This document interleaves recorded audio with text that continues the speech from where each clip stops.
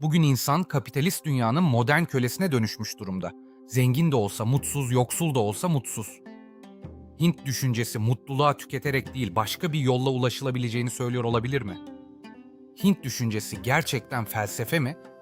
Yoksa Batı'nın yüzyıllardır küçümseyip mistik doğu diye kenara ittiği büyük bir düşünce geleneği mi? Ve bugün aynı Batı bir zamanlar küçümsediği bu dünyayı yoga, meditasyon ve kişisel gelişim etiketiyle pazarlanan yeni bir ticaret alanına mı dönüştürdü? Hintliler gerçekten ineklere tapan, akıldan çok inançla hareket eden bir toplum mu? Yoksa asıl sorun bizim onları hala klişeler üzerinden tanımamız mı? Hintlilerin binlerce tanrısı olduğu söyleniyor. Peki bu gerçek bir bilgi mi? İnsanı acıya ve bitmeyen tatminsizliğe mahkum eden yapıyı aşmak isteyen Schopenhauer, Hint düşüncesinde ne buldu? Savaş karşıtı 68 kuşağı Batı'nın kendi hümanizmiyle yetinmeyip neden gözünü Hindistan'a çevirdi? Oradan modern popüler kültüre, hatta Jedi imgesine kadar uzanan bir hat gerçekten var mı? Bu düşünürler neyi sorguladılar? Bugün bize hala bir şey söylüyorlar mı? Ve en zor soru şu, iç özgürlüğü savunan bir gelenek adaletsizlik karşısında neden sessiz? Hint düşüncesini gerçekten anlayabilmek ve adil biçimde değerlendirebilmek için bu soruları sormamız gerekiyor. Bu seri boyunca onların peşinden gideceğiz. Yanlış bilgileri ayıklayıp bu metafizik dünyanın nasıl kurulduğunu anlamaya çalışacağız. İlk bölümde Hint düşüncesinin Vedalardan başlayıp klasik okulların eşiğine kadar gelen zeminini kuracağız. İnek ve tanrı meselesine de bu çerçevede bakacağız. İkinci bölümde 6 klasik okulun ne düşündüğünü, nerede birleşip nerede ayrıldığını, ayrıca Yunan felsefesi ve İslam felsefesiyle hangi noktalarda temas kurduğunu inceleyeceğiz. Üçüncü bölümde Hint düşüncesinin dışına çıkan büyük itirazatlarına, yani Budizm ve Jainizme bakacağız. Yoga ve meditasyon konuları ikinci ve üçüncü bölümde yer alacak. Dördüncü bölümde ise düşünürleri, fikirlerini ve bugüne bıraktıkları mirası karşılaştıracağız. Guru konusuna girip girmeme konusunda kararsızım. Talep gelirse buna ilişkin ayrı bir videoda yapabiliriz. Şimdilik bu konuya zaman vermemeyi planlıyorum. Yine kendi tarzımızla gideceğiz. Açık, anlaşılır, gereksiz soyutluk üretmeden ama sadece şunu söyledi deyip geçmeyeceğiz. Ne dediğini, neden dediğini ve bugün için gerçekten bir anlam taşıyıp taşımadığını da tartışacağız. Hint düşüncesinin ilk büyük çerçevesi adını bilgi anlamına gelen Veda'dan alan Vedik dönemde M.Ö. 1500'lerden M.Ö. 600'lere uzanan süreçte kurulur. Ama burada kastedilen gündelik bilgi değil, kutsal, kurucu ve kuşaktan kuşağa aktarılan bilgidir. Burada baştan kabul etmemiz gereken bir zorluk var. Hint düşüncesini anlatırken kullandığımız birçok kelime Türkçe'ye çevrildiğinde gücünü ve derinliğini kısmen kaybedebilir. Çünkü bu kavramlar sadece sözlük anlamı taşımaz. Ait oldukları ritüel, kültür ve düşünce dünyası içinde anlam kazanırlar. Ben bu yüzden terimleri mümkün olduğunca açık anlatmaya çalışacağım. İkinci zorluk da şu. Bu düşüncenin önemli bir kısmı metafizik alana girer. Yani laboratuvarda test edebileceğimiz, ölçüp biçebileceğimiz bir dünyadan söz etmiyoruz. Bu yüzden bazı bölümler bugünün insanına ilk bakışta soyut ve uzak gelebilir. Ama yine de küçümsenecek bir gelenekten söz etmiyoruz. Bugün dünya nüfusunun en büyük 3. dini zeminlerinden birine bakıyoruz. Bir şeyi daha baştan netleştirelim. Bugün Hinduizm dediğimiz yapı tek kitaplı, tek kuruculu, tek çizgili bir din değildir. Üstelik Hinduizm kelimesi de oldukça geç bir terimdir. Özellikle Britanya sömürge döneminde bu çok parçalı dünyayı sınıflandırmak için daha yaygın ve sistemli biçimde kullanılmıştır. O halde soru şu, bugün Hinduizm dediğimiz şey eskiden neydi?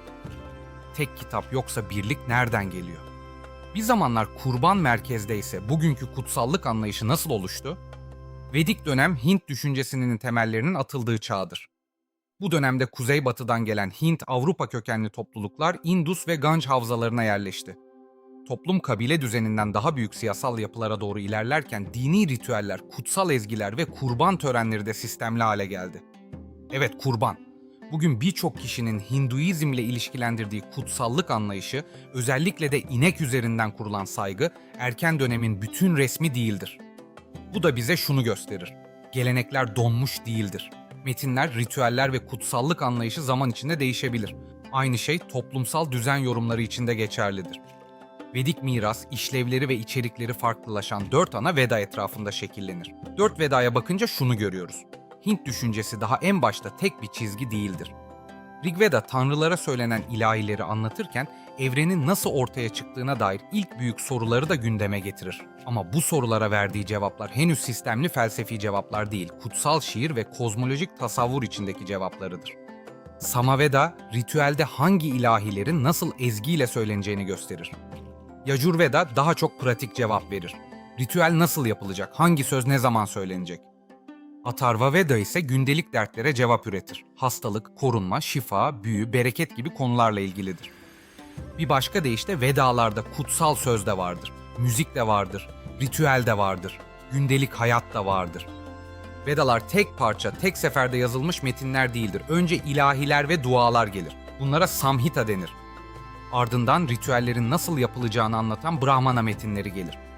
Sonra bu ritüelleri daha içsel ve sembolik biçimde yorumlayan Aranyaka metinleri ortaya çıkar. En sonunda ise soru ritüelden çok insana, benliğe, evrene ve kurtuluşa kayar. Burada da Upanishadlar öne çıkar.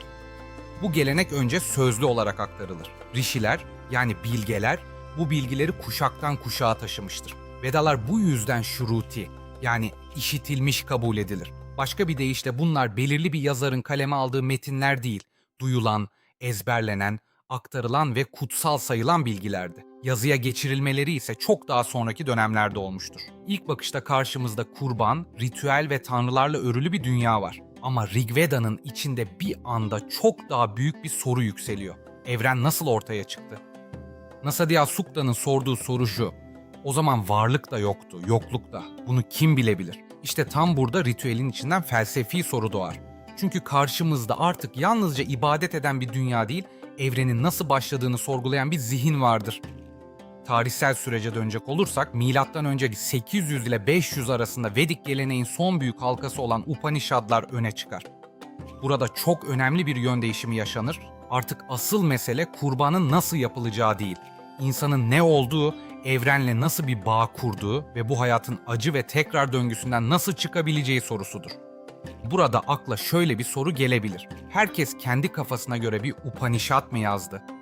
Hayır, bugün gelenekte en yaygın kabul gören sayı 108 Upanishad'tır. Ama bu 108 metnin hepsi aynı döneme ait değildir ve hepsi aynı ağırlıkta da görülmez. Felsefe ve Vedanta tarihinde asıl etkili olanlar genellikle başlıca ya da temel Upanishadlar diye anılan daha küçük bir gruptur. Çoğu anlatımda bunlar yaklaşık 10 ila 13 metin olarak öne çıkar. Geri kalanların önemli bir kısmı ise daha geç dönemlerde farklı mezhepsel ve teolojik ihtiyaçlarla ortaya çıkmıştır. Upanishadların merkezinde şu fikir vardır: İnsanın görünen kimliğinin altında daha derin bir özü olabilir. Buna Atman denir. Bir de evrendeki her şeyin arkasında duran, değişmeyen ve en temel gerçeklik olduğu düşünülen bir ilke vardır. Buna da Brahman denir. Upanishadların sarsıcı iddiası şudur: İnsanın en derin özü ile evrenin en temel gerçeği birbirinden bütünüyle ayrı olmayabilir. Bunu anlatan en ünlü söz de şudur: Tattivam Asi, sen osun. Bu noktadan sonra Hindu düşüncesinin merkezinde insan eylemleri ile evrensel düzen arasındaki ilişki yer alır. İnsan rastgele yaşamaz. Yaptığı her şeyin bir sonucu vardır. Buna karma denir.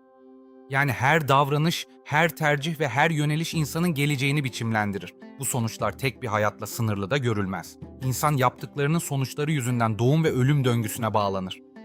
Buna samsara denir. Yani hayat tek seferlik bir varoluş değil, tekrar eden bir dolaşım olarak düşünülür. Burada öne çıkan bir başka kavram Maya'dır.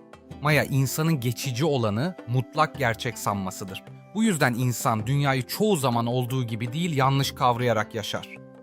Hindu düşüncesi zamanla bu büyük çerçevenin etrafında insan hayatının 4 ana hedefini de daha belirgin biçimde düşünmeye başlar: Dharma, Artha, Kama ve Moksha. Dharma, en basit haliyle insanın nasıl yaşaması gerektiğini anlatır. Görev, sorumluluk, düzen ve doğru davranış bu kavramın içindedir. Artha, insanın maddi dünyadaki ihtiyaçlarını anlatır. Geçim, güvenlik, güç ve refah arayışı bunun içindedir. Kama, arzu, haz, sevgi ve estetik tatmin alanını ifade eder. Yani insan yalnızca görevden ibaret değildir. İstemek, sevmek ve zevk almak da hayatın bir parçasıdır. Ama kama yalnızca bedensel hazla ilgili değildir. Dünyayı keşfetmek, deneyim yoluyla öğrenmek, hayatın tadını çıkarmak, zihinsel zevk almak ve mutlu olmak da bu alanın içindedir. Hint düşüncesi, insanı yalnızca kurallarla yaşayan bir varlık olarak değil, hisseden, arzulayan, öğrenen ve hayatla ilişki kuran bir varlık olarak da görür. Moksha ise bu üç alanın ötesindeki son hedefi gösterir. İnsanın doğum ve ölüm döngüsünden kurtulmasıdır. Bu kurtuluşa, dünyaya körü körüne bağlanmayı bırakarak, cehaleti aşarak, benliğin ve gerçekliğin ne olduğunu kavrayarak, bazı geleneklerde ise buna ek olarak Tanrı'ya sevgi ve bağlılıkla yönelerek ulaşılacağı düşünülür. Bu noktada akla daha basit ama daha sert bir soru geliyor. Kurtulunca ne olur? Upanishadlar ve Advaita Vedanta'ya göre insan bir yere gitmez. Ayrı bir benlik olarak var olma yanılgısı çözülür. Atmanın Brahman'dan ayrı olmadığı kavranır. Yani burada mesele bir yere ulaşmak değil, ayrılığın sona ermesidir. Vakti çizgide insan Tanrı'ya kavuşur. Burada daha kişisel bir dil vardır. Kurtuluş, Tanrı ile birlikte olma, Tanrı'ya yakın olma ya da Tanrı'nın huzuruna varma gibi düşünülür. Genel çerçevede moksha şu anlama gelir. İnsan yeniden doğum döngüsüne dönmez. Bu tekrar dünyaya gelip acı, bağlanma ve cehalet içinde dolaşmanın sona ermesidir. Ama açık konuşayım, ben bu cevapları tam tatmin edici bulmuyorum. Zaten konu metafizik olunca verilen cevapların insanı yarım bırakması da şaşırtıcı değil. Ben hayatı sadece acı çekilen bir yer gibi görmüyorum. Her günün bir bayram olabileceğini düşünenlerdenim. Tekrar konumuza dönersek, Upanishadlarla birlikte Hint düşüncesi, ritüelden benliğe, evrene ve kurtuluş sorununa doğru güçlü bir yön değiştirir. Zamanla bu fikirler daha geniş dini ve toplumsal anlatıların içine yayılır. İşte bu yüzden büyük destanlar burada özel bir önem kazanır. Özellikle Mahabharata ve Ramayana, ahlaki, dini ve felsefi soruların toplumun daha geniş kesimlerine ulaştığı büyük anlatı alanlarına dönüşür.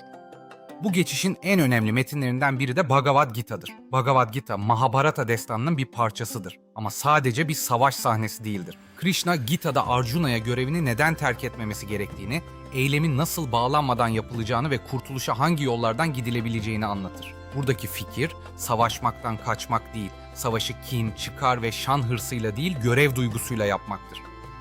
Bu yüzden Krishna, burada sadece bir kahraman ya da kişisel bir tanrı gibi değil, insanın nasıl yaşaması gerektiğini söyleyen ve kendisini kozmik ölçekte açığa vuran bir figür olarak belirir. Burada Upanishadlardan gelen benlik, eylem, görev, tanrı ve kurtuluş soruları daha geniş bir insanlık sahnesine taşınır.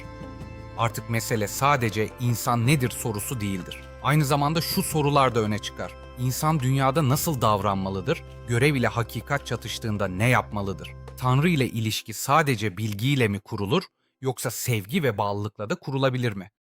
İşte Hindu düşüncesi bu noktadan sonra farklı yönlere açılmaya başlar. Bir yanda Vishnu, Shiva ve Tanrıça merkezli bağlılık gelenekleri güç kazanır. Bir yanda da bu düşünceleri daha sistemli hale getiren felsefi yorumlar belirginleşir. Hindu kozmolojisinde yaratma, yoktan bir kere olup biten bir olay gibi değil. Evrenin döngüsel olarak ortaya çıkması, bir süre sürmesi, sonra çözülüp yeniden biçim kazanması gibi düşünülür. Brahma yaratılışı, Vishnu düzeninin korunmasını, Shiva ise çözülmeyi ve dönüşümü temsil eder. Yani burada yıkım bile son değil, yeni bir yaratılışın hazırlığıdır. Bu üçlü yapı, birbirinden tamamen bağımsız üç rakip tanrı sistemi demek değildir. Hindu düşüncesinin önemli bir kısmında bunlar tek ve mutlak gerçeklik olan Brahman'ın farklı görünüşleri ya da işlevleri olarak yorumlanır. Halk düzeyinde çok tanrılı ve ritüel ağırlıklı bir dünya görürken, Bhakti düzeyinde tek bir ilahi merkeze yöneliş, felsefi düzeyde ise çokluğun arkasında bir birlik arayışı öne çıkar. Shiva ve Tanrıça, ibadet ve bağlılık geleneklerinin merkezinde duran ilahi figürlerdir. Brahman ise özellikle Vedantik düşüncede bunlardan biri gibi anlatılan bir tanrıdan çok, her şeyin temelindeki mutlak gerçeklik olarak görülür. Bu yüzden büyük teolojik yönelişler sayılırken Brahman değil, Vishnu, Shiva ve Tanrıça merkezli gelenekler öne çıkar. Videomuzun başındaki soruya şimdi daha somut biçimde dönebiliriz. Yerel ve halk düzeyinde ineğe neredeyse ibadet eder gibi davranıldığı da olur. Bu yalnızca inançla değil, hayatın maddi şartlarıyla da ilgilidir. İnek süt verir, tarım toplumunda işe yarar, gübre ve yakacak sağlar.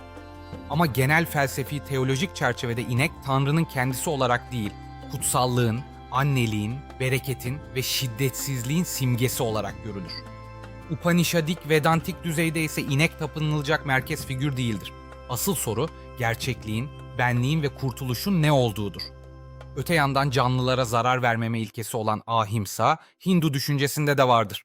Ama en güçlü ve belirleyici biçimde Jainizm'de, daha sınırlı ve farklı ağırlıklarla ise Hinduizmin bazı etik ve yogik çizgilerinde görülür. Hinduizm basit bir çok tanrıcılık değil, çokluk içinde birlik kurmaya çalışan katmanlı bir gelenek olarak anlaşılmalıdır. Hindu düşüncesi içinde kaç gelenek vardı sorusunun da tek bir cevabı yok.